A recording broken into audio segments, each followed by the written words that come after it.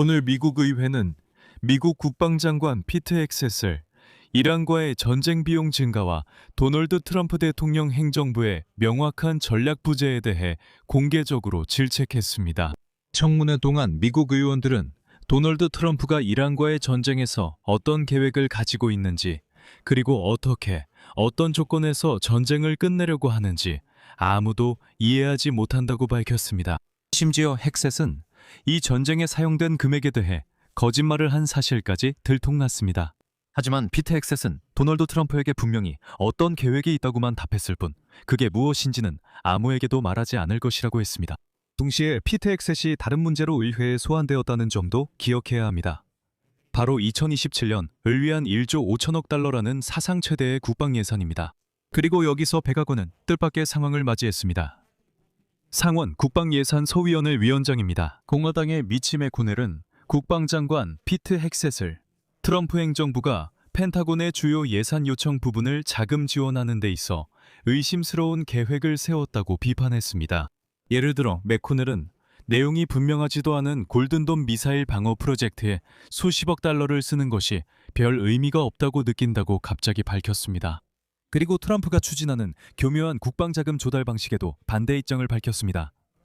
어떤 방식인지도 이번 방송에서 말씀드리겠습니다. 제 이름은 알렉세이 피치입니다.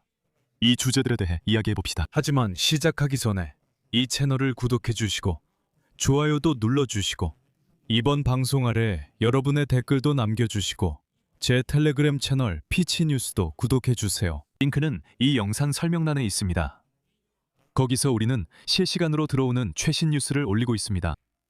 자, 미국 국방장관 피트 헥셋이 강도 높게 신문을 받았습니다. 의회에서 이란과의 전쟁 비용 증가와 도널드 트럼프 대통령 행정부의 명확한 전략 부재 때문이었습니다. 비록 의회 회의는 내년 미국의 사상 최대 국방 예산인 1조 5천억 달러에 관한 것이었습니다. 하지만 이 부분에 대해서는 조금 뒤에 이야기하겠습니다. 그리고 민주당 소속의 로사 데 라우로 의원은 트럼프 행정부가 전쟁에 대해 충분한 투명성을 제공하지 않고 있다고 밝혔습니다. 그녀에 따르면 분쟁에 대한 지출은 계속 증가하고 있지만 미국의 최종 목표는 여전히 불분명하다고 합니다. 또한 국방 관련 소위원회의 민주당 수석 의원인 베티 맥컬럼은 분쟁 비용이 250억 달러에 이를 것이라는 예비 평가를 상기시키며 펜타곤에 더 많은 세부 정보를 제공할 것을 촉구했습니다. 와서 들어보세요. 우리는 전쟁에 250억 달러를 썼습니다. 더는 말하지 않겠습니다. 라고 할 순 없습니다. 그래서 그녀는 사용된 탄약에 대해 설명을 요구했습니다. 함정의 기술적 유지 보수, 장비의 잠재적 손실, 그리고 해당 지역 내 미군 시설에 대한 피해에 대해서도 말이죠. 또한 맥럼은 헥셋에게 만약 의회가 군사작전의 지속을 지지하지 않을 경우 펜타곤이 병력을 철수하거나 재배치할 계획이 있는지 물었습니다. 이에 대해 펜타곤 수장은 미국이 여러 가지 시나리오를 가지고 있다고 밝혔습니다. 그리고 이어서 저는 피트 헥셋의 발언을 인용해 드리겠습니다. 필요하다면 저희는 확전 계획이 있습니다. 필요하다면 저희는 후퇴 계획도 있습니다. 저희는 자원 재배치 계획도 가지고 있습니다. 하지만 자세한 내용은 밝히지 않겠습니다. 그게 전부입니다. 그리고 여기서 흥미로운 점이 등장합니다. 오늘 로이터 통신은 미국의 대이란 전쟁이 이미 워싱턴에 290억 달러의 비용을 들게 했다고 보도했습니다. 이것은 지난달 말 펜타곤이 평가했던 것보다 40억 달러 더 많은 금액입니다. 새로운 비용 평가는 펜타곤의 직무대행 재무통제관인 줄 서치가 미국 입법자들 앞에서 연설하는 동안 발표했습니다. 그에 따르면 최신 수치는 장비의 수리 및 교체에 드는 추가 비용과 운영 비용을 포함하고 있습니다. 그리고 여기서 다시 한번 말씀드리자면 바로 4월 29일에 펜타곤은 전쟁 비용을 250억 달러로 평가했습니다. 그 이후로 군사작전은 거의 없었던 것으로 보입니다. 그리고 어떻게 부처에서 290억 달러라는 새로운 수치에 도달했는지는 여전히 이해가 되지 않습니다. 하지만 대부분의 시간 동안 의회에서는 2027년 미국 국방 예산 이 1조 5천억 달러에 이를 것이라는 점에 대해 이야기했습니다. 이는 역대 최대의 국방 예산이 될 것입니다. 그리고 바로 여기서 백악관은 예상치 못한 곳에서 놀라운 소식을 접하게 되었습니다.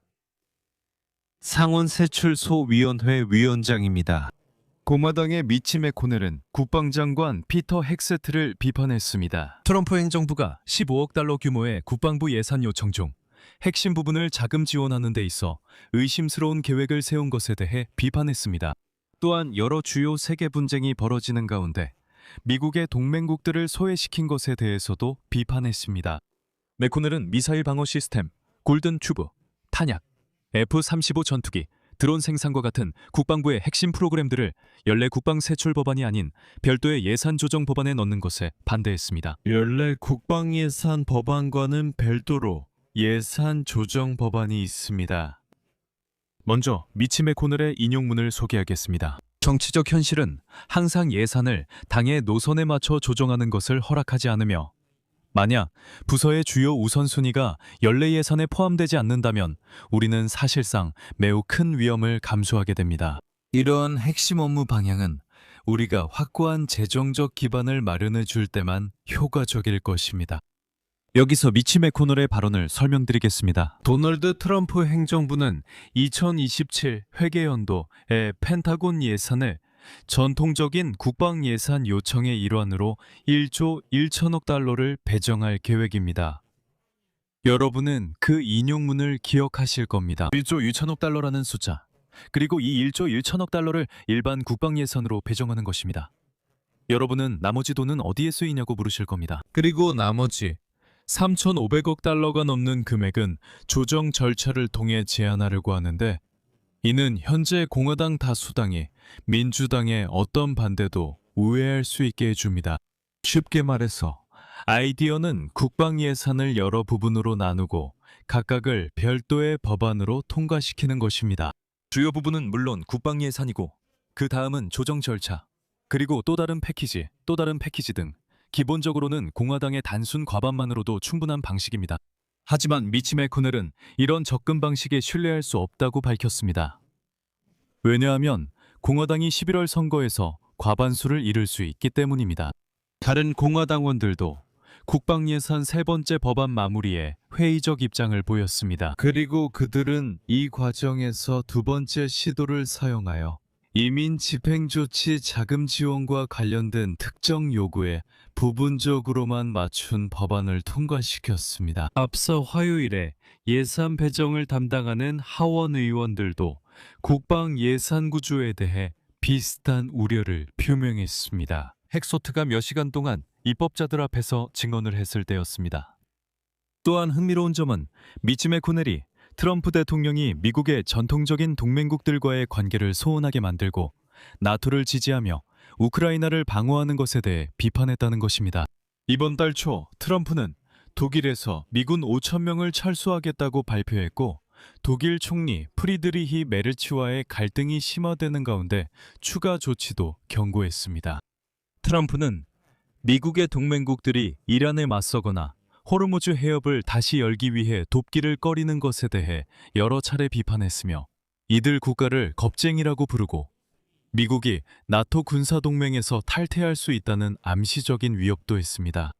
그리고 여기 미치 메코넬이 피트 헥소트에게 한 또 다른 인용문이 있습니다. 미국의 파트너 및 동맹국들과의 긴장된 관계는 오직 우리의 적들에게만 이익이 되며 전 세계적으로 우리의 역량과 억지력을 제한합니다. 이번 결의안에서는 관심 있는 동맹국 및 파트너들과의 협력을 통해 앞으로 역량을 강화하는 방안에 대해 듣고 싶습니다.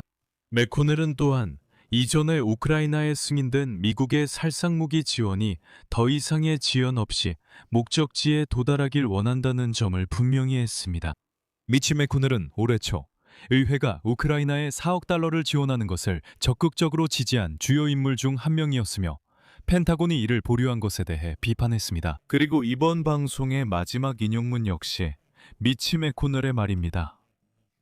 인용문입니다. 이것이 자선 사업이 아니라는 점을 강조하고 싶습니다. 우리의 파트너들이 이것을 해낼 수 있을 때 억제 효과는 더 강해지고 우리 군인들의 위험은 더 낮아집니다. 우크라이나와 중동에서 벌어지는 전쟁은 우리가 친구들에게서 배울 점이 많다는 것을 분명히 보여줍니다. 여기서 말을 줄이겠습니다. 여러분의 의견과 결론을 이 영상 아래 댓글로 남겨주세요. 채널 구독과 알림 설정, 그리고 좋아요도 잊지 마세요. 이 유튜브 채널의 활동을 지원하고 싶으시다면 이 영상 설명에 있는 링크와 계좌 정보 또는 화면에 보이는 QR코드를 통해 후원하실 수 있습니다. 오늘은 여기까지입니다. 건강 조심하세요. 모두 안녕히 계세요. 계속됩니다.